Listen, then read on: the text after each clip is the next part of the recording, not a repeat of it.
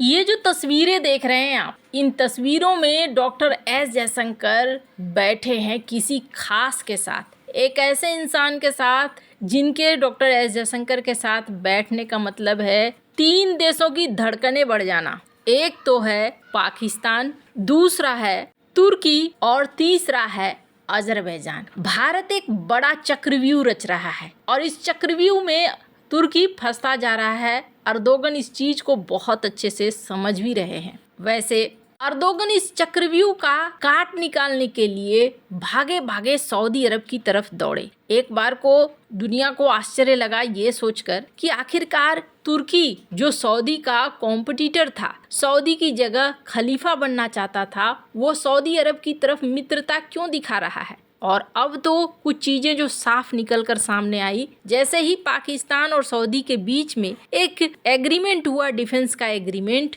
कहा गया कि इस एग्रीमेंट के बीच में घुसने की कोशिश करने लगा तुर्की इसमें एंट्री लेना चाहता था और एक इस्लामिक नाटो बनाना चाहता था। सऊदी अरब इस चीज को बहुत अच्छे से भांप गया और सऊदी अरब ने मना कर दिया। कहा जाता है तुर्की के इस मंसूबे पर पानी फेर दिया सऊदी अरब ने। अब सऊदी अरब के साथ डायरेक्ट अच्छे संबंध बनाने के लिए खुद निकले अर्दोगन। द वीक की इस खबर को देखिए जिसमें कहा गया कि इस्लामिक नाटो नहीं बनने वाला है। सऊदी अरबिया ने रिजेक्ट किया तुर्की के घुसने को लेकर, यानी तुर्की के इस प्रस्ताव को किसने फेल कर दिया? सऊदी अरब ने। सऊदी अरब इस चीज़ को बहुत अच्छे से जानता है तुर्की का काम क्या है, तुर्की किस तरीके से पहले दोस्त बनता है और फिर सेंध लगाने की कोशिश करता है। तो यहाँ अर्दोगन बुरी तरीके से फेल हुए, लेकिन फिर भी अर्दोगन पहुंचे सऊदी अरब से मुलाकात करने। कहीं ना कहीं उन्हें मनाने की कोशिश कर रहे थे कि इस नाटो को शुरू होने दो, आगे बढ़ने दो, लेकिन सऊदी अरब ने ऐसा किया नहीं। इसके पीछे कारण समझिए। सऊदी अरब ने पाकिस्तान को भी जो इस डिफेंस एग्रीमेंट में साइन किया है, ऐसा नहीं है कि पाकिस्तान से कोई एहसान ले रहा है। सऊदी अरब के इतिहास को अगर आप देखेंगे ना, तो कहा जाता है कि सऊदी अरब ने अच्छा खासा इन्वेस्टमेंट कर रखा है पाकिस्तान के इस परमाणु हथियार को लेकर। और इस इन्वेस्टमेंट में ये भी कहा गया था, एक बार तो कहा गया, MBS ने अपने बयान में ऐसा कह दिया था कि अगर ईरान किसी दिन मना लेता है ना, तो फिर हम भी हासिल कर लेंगे। अब सऊदी अरब जिसके पास अपना कोई वैसा खास इंफ्रास्ट्रक्चर नहीं है हथियारों के डेवलपमेंट का, वो कहता है कि मैं बना लूंगा, मैं हासिल कर लूंगा। कैसे? तो इसके पीछे कारण कहीं ना कहीं पाकिस्तान रहा है। तो पाकिस्तान के साथ एग्रीमेंट इस वजह से था। अब तुर्की इसमें ना घुसेड़ कर फायदा उठाने की कोशिश कर रहा था कि ठीक है भैया, तुम पैसे वाले हो और वो परमाणु बम वाला है, तो मुझे भी मदद मिल जाएगी, बदले में मैं भी कुछ हथियार तुम्हें दे दूंगा। लेकिन यहाँ सऊदी ने कट कर दिया लाइन। अभी तुर्की के लिए समस्या क्या है?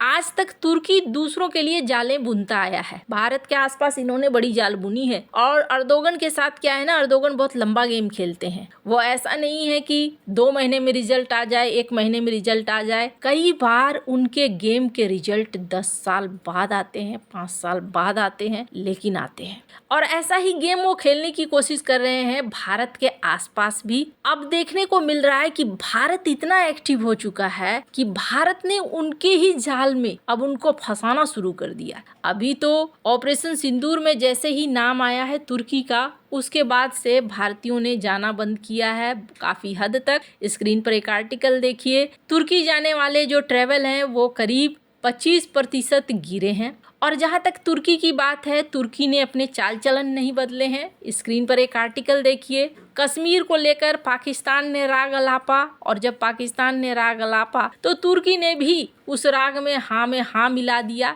और ये ऐसा है कि आग में घी डालने का काम ये कर रहे हैं, और इस आग में घी डालने का फल भी उन्हें ही भुगतना पड़ेगा। अभी आपको याद होगा, भारत के CDS अनिल चौहान अर्मेनिया पहुंचे थे।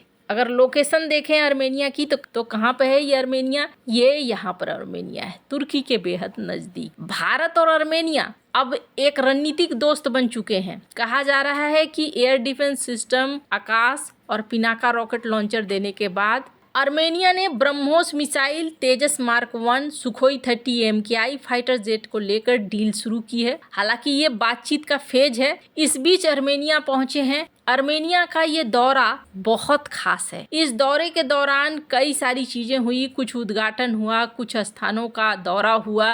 पर माना जा रहा है कि खास बात यह है कि आर्मेनिया को एक रणनीतिक दोस्त बना रहा है भारत और इसे मॉडर्न युद्ध के साथ जोड़ना चाहता है। टेक्नोलॉजी आजकल बदल रही है और मल्टी डोमेन ऑपरेशंस बढ़ रहे हैं, अंतरिक्ष हो, साइबर, स्पेस, बहुत सारी चीजें। आर्मेनिया पहुंचना मतलब अजरबैजान को काउंटर करना, तुर्की को काउंटर करना, यह भारत की रणनीतिक जीत है। और आपको बता दूं, अजरबैजान ने आज से कुछ समय पहले ये कहा था कि भारत हथियार दे रहा है, ये गलत कर रहा है, भारत को ऐसा नहीं करना चाहिए। तो अब कहीं ना कहीं ये जवाब है कि तुम क्या कर रहे हो, तुम भी तो कुछ वैसा ही कर रहे हो। जब तुम कर रहे हो तो हम भी इधर कर रहे हैं। वैसे अब ये दूसरी बड़ी चीज है कि ग्रीस के रक्षा मंत्री निकोस डेंडियास ये 4 दिनों के लिए भारत यात्रा पर पहुंचे हैं और इन्हें बुलाया गया है रक्षा मंत्री राजनाथ सिंह के द्वारा।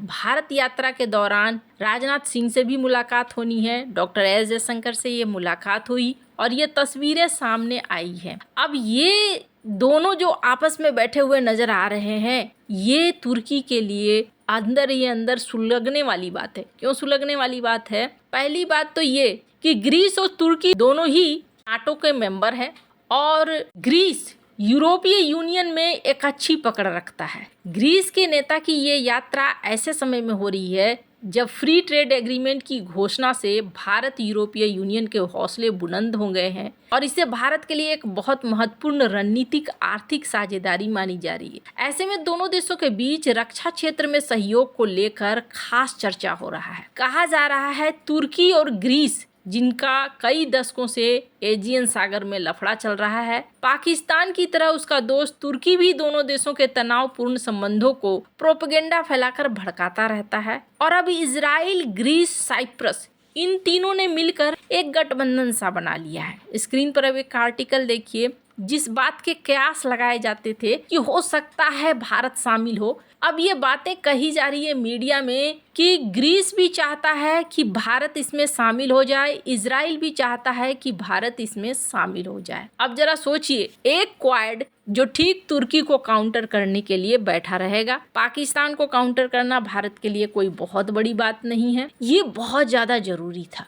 तुर्की और अजरबैजान दोनों को काउंटर करना और भारत वही चक्रव्यूह रच रहा है। अगर तुमने यहाँ थोड़ी भी चूं चाखी, अगर कोई कार्रवाई भारत करता है तो फिर तुम्हें उसका जवाब मिलना शुरू हो जाएगा। वैसे अभी तुर्की के अंदर और भी कई बौखलाहट है। एक तो भारत ने यूरोपीय यूनियन के साथ डील कर ली, अब भारत का सामान आसानी से तुर्की में भी घुसेगा। वहीं दूसरी तरफ आईमेक कॉरिडोर की दिशा में भारत अब बढ़ गया। अब आईमेक कॉरिडोर कोई नहीं रोक सकता है। तुर्की ने कहा था कि कोई ऐसा कॉरिडोर नहीं है जो मुझे बाईपास करके निकल जाए, लेकिन अब इस ट्रेड एग्रीमेंट के साथ जो नए रिश्ते बने हैं, इसमें तुर्की को बाईपास करके आसानी से अब कॉरिडोर निकलेंगे और व्यापार बढ़ेगा। तो तुर्की के लिए मुसीबतें बढ़ रही है। वैसे आपको क्या लगता है, ये जरूरी था या नहीं? कमेंट कर अपनी राय जरूर बताएं। जल्द मिलते हैं अगले वीडियो में नई खबर के साथ।